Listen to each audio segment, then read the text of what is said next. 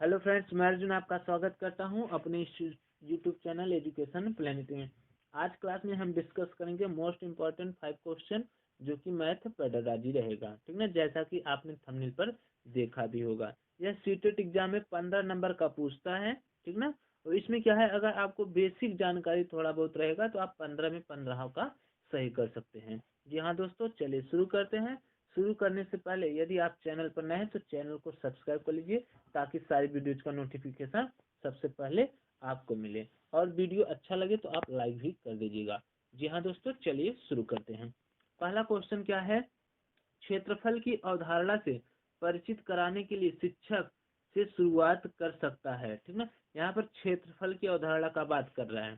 ठीक, option A है भिन्न आकारों की आकृतियों का क्षेत्रफल ज्ञात करने के लिए सूत्रों को स्पष्ट करना। देखो, सूत्रों को स्पष्ट करना ये रट्टा के अंतर्गत आ जाएगा, तो इस हिसाब से ए वाला गलत हो गया। ठीक ना, अब बी देखते हैं। हथेली, पत्ते, पेंसिल, नोटबुक आदि विभिन्न वस्तुओं की सहायता से किसी आकृति के क्षेत्रफल की तुलना करना। ठीक, तो देखते हैं सी ऑप्शन। सी दिया है आयत की लंबाई चौड़ाई का पता लगाना और आयत के क्षेत्रफल सूत्र का प्रयोग करते हुए क्षेत्रफल ज्ञात करना। देखिए यह भी गलत होगा।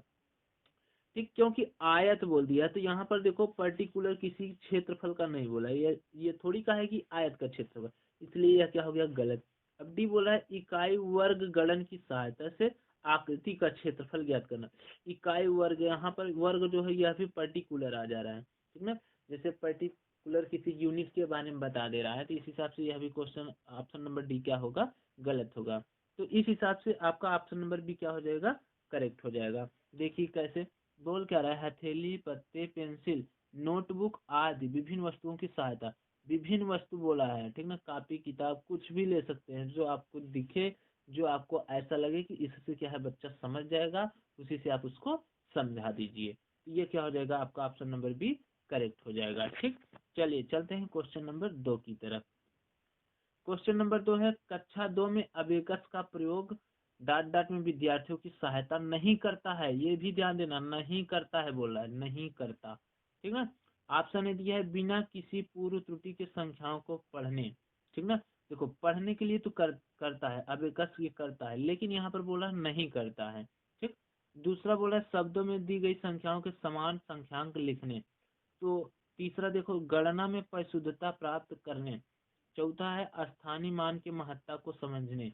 जो अबेकस है ना, ये बिना किसी त्रुटि के संख्याओं को पढ़ने में सहायता होता है, और गणना में परिशुद्धता भी होता है, स्थानीय मान के महत्ता को समझने में भी होता है, लेकिन यहाँ पर नहीं बोला है। इस हिसाब से आपका ऑप्शन नंबर बी क्या हो जाएगा, करेक्ट हो जाएगा, जो कि क्या है आपका शब्दों में दी गई संख्याओं के समान संख्याक लिखने।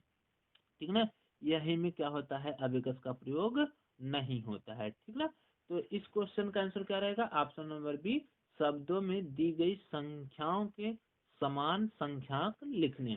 ठीक, चलिए चलते हैं क्वेश्चन नंबर 3 की तरफ। क्वेश्चन नंबर 3 है किसका कथन है। देखिए कथन वाला तो आपको याद ही कर लेना है, क्योंकि कथन वाला अगर आया तो अगर आपको याद नहीं रहेगा तो गलत होने का चांस ज्यादा रहेगा। जो वैसा क्वेश्चन है बेसिक समझदारी से हो जाएगा, लेकिन कथन आपको याद होना बहुत जरूरी है। अब बोला है कि शिक्षक शिक्षण उपकरणों के माध्यम से शिक्षण को अस्थायी एवं रोचक बना सकता है। यानी जो शिक्षक है ना, शिक्षण उपकरण जैसे पेंसिल हो गया, कॉपी किताब, इन सब चीज से क्या है उसको अस्थायी बना सकता है। कौन कहे हैं, ऑप्शन ए रस्क, ऑप्शन बी नन, ऑप्शन सी मेकन तथा रॉबर्ट, ऑप्शन डी वंशीधर। तो इस क्वेश्चन का आंसर होगा आपका ऑप्शन नंबर सी मेकन तथा रॉबर्ट। देखो क्या बोला, शिक्षण को अस्थायी एवं रोचक बना सकता है। बना सकता है तो आप ऐसे समझ लो बनाना, यानी मेक माने क्या होता है, बनाना। मेक माने क्या होता है, बनाना। तो यानी मेकन, मेकन क्या कर देंगे, रोचक बना सकते हैं। ऐसे ट्रिक से याद कर लेना है। जब ये पूछे शिक्षक शिक्षण उपकरणों के माध्यम से शिक्षण को अस्थायी एवं रोचक बना सकता है, कौन कहते हैं, मेकन तथा रॉबर्ट। कौन, मेकन तथा रॉबर्ट। ठीक, चलिए चलते हैं क्वेश्चन नंबर 4 की तरफ। क्वेश्चन नंबर 4 है यदि एक शिक्षार्थी को संख्याओं एवं परिकलन में समस्या हो रही है तो असमर्थता हो सकती है जिसका नाम है। देखो क्या बोला है, संख्याओं का परिकलन। ठीक ना, संख्याओं और परिकलन यानी वो उसको लिखने में, ठीक ना, यानी जो संख्या है ना उसको लिखने में क्या होती है, दर्शाने में दिक्कत होती है, तो यह क्या नाम दर्शाएगा उसको बताना है। ऑप्शन ए दिया है लेखन अक्षमता, ऑप्शन बी दिया है गणितीय अक्षमता, ऑप्शन डी सी दिया है दृश्य स्थानिक संगठन में असमर्था, ऑप्शन डी दिया है पठन अक्षमता कोष्टक में डिसलेक्सिया। देखिए ये लेखन अक्षमता तब होता है जब लिखने में समस्या होता है, तो इस हिसाब से यह गलत हो जाएगा। अब ऑप्शन बी बोल रहा है गणितीय अक्षमता। देखो संख्या जो होता है ये गणित होता है, जैसे 1 2 3 ये सब चीजें क्या है, गणित है। इसको जैसे इसमें अगर उसको सही से नहीं पता रहेगा तो ये क्या होगा, समस्या होगा।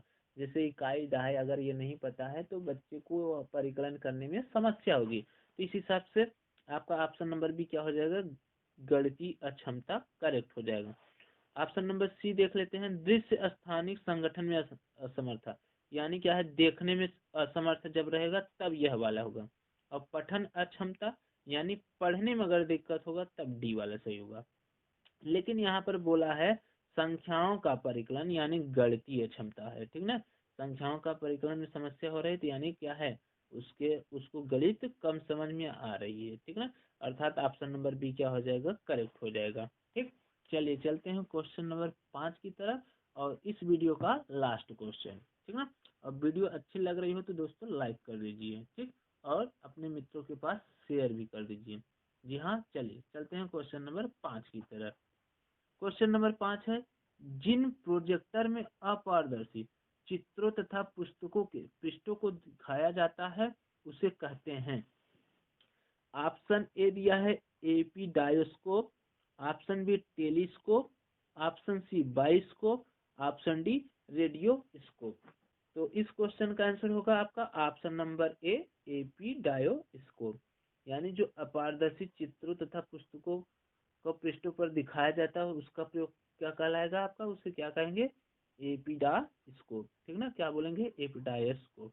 ठीक, इसको याद कर लीजिएगा, ठीक ना, क्योंकि मैं पहले ही बता दिया हूँ क्या है, कुछ ऐसे क्वेश्चन है जिसको क्या है आपको याद करना होगा, कथन हो गया, ठीक ना, और इस टाइप के क्वेश्चन आपको याद करना होगा, और वैसा जो क्वेश्चन है आप बेसिक समझदारी से कर सकते हैं, ठीक है। और आपका जो पेडोलॉजी जो 15 नंबर का पूछता है ना, 15 आप करेक्ट कर सकते हैं। अगर आपको जो स्टैंडर्ड मैथ है नहीं सॉल्व करने आता है फिर भी आप मैथ क्या है 20 से 22 क्वेश्चन कर सकते हैं। कैसे, 15 नंबर पेडोलॉजी अगर कंप्लीट कर लेते हैं तो आपको माइनस मार्किंग है नहीं। 15 नंबर अगर आप तुक्का भी लगाते हैं तो कम से कम तो आपका 2-4 तो सही होबे करेगा, ठीक ना। तो आज की क्लास मैं यहीं पर समाप्त करता हूँ, मिलते हैं अगले क्लास में, तब तक के लिए धन्यवाद।